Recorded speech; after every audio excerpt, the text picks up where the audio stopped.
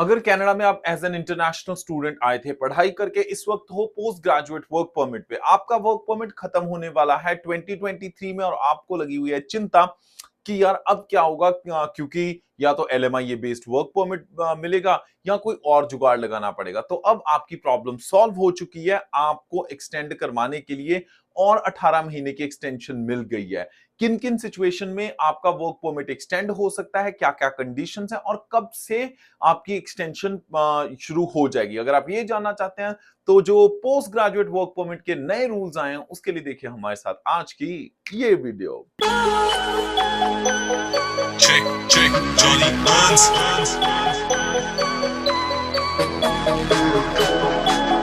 जी हाँ दोस्तों, मैं हूं जॉनी हंस और लेके हाजिर हूं आज की ये खास वीडियो। इस वीडियो में हम बात करने वाले हैं कि आईआरसीसी ने जो नए रूल्स लागू किए हैं अभी पोस्ट ग्रेजुएट वर्क परमिट को लेके, उनमें क्या अपडेट है। अपडेट ये है कि आज ही मिनिस्टर ऑफ इमिग्रेशन सिटीजनशिप के जो मिनिस्टर हैं, जी हाँ, ऑनरेबल शॉन फ्रेजर, उन्होंने रिलीज किया इंफॉर्मेशन एंड शेयर किया है कि जो इंटरनेशनल स्टूडेंट्स यानी पोस्ट ग्रेजुएट वर्क परमिट पे हैं या इंटरनेशनल ग्रेजुएट्स, सही वर्ड अगर यूज किया जाए, तो उनके लिए 18 महीने की और एक्सटेंशन दे दी गई है। मैं आपको ये बता दूं, ये उन लोगों के लिए जिनके स्टडी के बाद जो पोस्ट ग्रेजुएट वर्क परमिट पे हैं इस वक्त, पर उनकी कहीं ना कहीं पीआर नहीं हुई।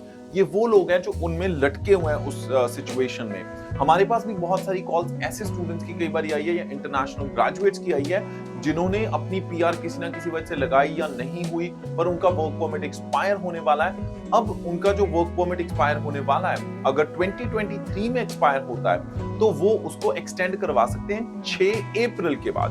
6 अप्रैल के बाद वो पोर्टल में खुल जाएगा जहां से उनका वर्क परमिट एक्सटेंड होगा। इसका प्रोसेस बहुत ही सिंपल होने वाला है। अगर canada.ca पे आप जाएंगे तो इसकी ऑफिशियल इंफॉर्मेशन आपको मिल जाएगी कि 6 अप्रैल के बाद जिनके 2023 में एक्सपायर होने वाले हैं, they will also get a notification on their IRCC का जो सिक्योर पोर्टल होता है, जिसको जीसीकी भी कहते हैं, वहां पे भी आपको इनवाइट आएगा। अब मैं आपको एक और चीज बता दूं, कई बार कुछ केसेस में अगर इनवाइट ना भी आए, बी प्रोएक्टिव टू चेक। अगर आपका 2023 में एक्सपायर हो रहा है पोस्ट ग्रेजुएट वर्क परमिट, तो आप टाइम पे 6 अप्रैल के बाद अपनी एक्सटेंशन की रिक्वेस्ट डाल दीजिए। उसके लिए प्रोसेस वंस अगेन, जैसे मैंने कहा है कि आपकी जीसीकी से ही एप्लीकेशन डलेगी। अगर जीसीकी नहीं है तो अपने अकाउंट को कनेक्ट करके रख लीजिए। I am sure you can create a new account as well, अगर आपका ऑलरेडी जीसी की अकाउंट नहीं है या फिर गुम हो गया या जो भी सिचुएशन है। अब दूसरी चीज, जिनके वर्क परमिट एक्सपायर हुए हैं और उन्होंने ऑलरेडी एक्सटेंशन की रिक्वेस्ट किसी और वजह से डाली हुई है। लेट्स से आपका post graduate work permit expire हो रहा है, आपने अपने के लिए ओपन क्लोज वर्क परमिट के लिए डाली है, देन स्टिल आप एलिजिबल हो अपने ओपन वर्क परमिट के लिए। अगर आपने ऑलरेडी किसी और रीजन की वजह से अपना ओपन वर्क परमिट की एक्सटेंशन डाली हुई है after finishing of your post graduate work permit, then still automatically you are eligible to extend your postgraduate work permit। तो आपकी जो रिक्वेस्ट है वो डली है। इट्स ऑलवेज बेटर कि आप दोबारा रिक्वेस्ट डाल दो 6 अप्रैल के बाद अपनी प्रॉपर 18 महीने की एक्सटेंशन लेने के लिए, ताकि कोई कंफ्यूजन ना हो। अब एक और इम्पोर्टेंट जो रूल का चेंज हुआ है वो ये है कि जिन्होंने अपने वर्क परमिट की जिनके एक्सपायर हो गए 2022 में और वो इस वक्त आउट ऑफ स्टेटस है, मैं दोबारा बता रहा हूं कि जिनके वर्क परमिट 2022 में एक्सपायर हो गए and they are technically out of status right now, और they can still apply for extension of their post graduate work permit. उसके साथ साथ जो रेस्टोरेशन पीरियड में हैं within 90 days of expiring of their work permit or out of 90 days of their from the date of expiry of their work permit, they are still eligible to apply for this interim post graduate work permit. तो एक interim उनको work permit मिल जाएगा ताकि वो अपनी PR की file लगवा पाए। ऐसा कनाडा इमिग्रेशन क्यों कर रही है? ये बात सच है कि कनाडा इमिग्रेशन का पूरा फोकस इस बात पे है कि जो इंटरनेशनल स्टूडेंट्स कनाडा से ही पढ़े हैं और अच्छी वर्क फोर्स का हिस्सा बन सकते हैं, they should get every chance to become permanent resident of Canada. तो इसी को मद्देनजर रखते हुए they are making all those changes. और अगर आपको कोई भी इन रूल्स से रिलेटेड कंफ्यूजन है, अगर आपको नहीं पता चल रहा है कि आपने कौन से पोर्टल पे अपनी रिक्वेस्ट एक्सटेंशन के लिए डालनी है, या फिर अगर आपको ये जानना चाहते हैं किस डेट के बाद या फिर किन सिचुएशंस पे, किन एक्सेप्शंस पे आप डाल सकते हो, तो you can always contact our team. Our team is CICC certified to help with all the immigration and citizenship matters. अगर आपको सपोर्ट और हेल्प की जरूरत है, आप हमें ईमेल कर सकते हैं apply@studybuddycanada.com. I repeat, it's apply@studybuddycanada.com.